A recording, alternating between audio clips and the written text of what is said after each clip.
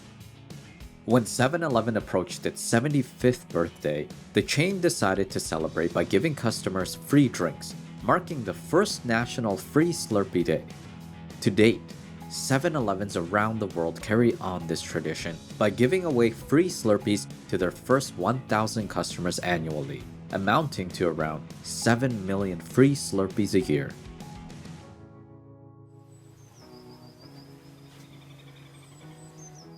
For 22 years in a row, Winnipeg, Manitoba in Canada has been crowned Slurpee Capital of the world.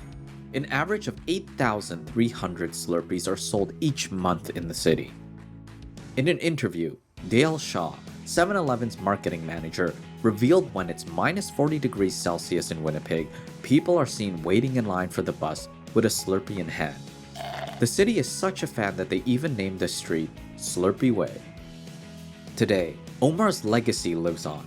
The IC company's products are sold at 75,000 locations in over a dozen countries, including the US, Canada, China, South Korea, and UAE. As for Slurpee, it's arguably the world's most popular frozen drink. Over 7 billion cups have been sold worldwide, and one has even made it to space.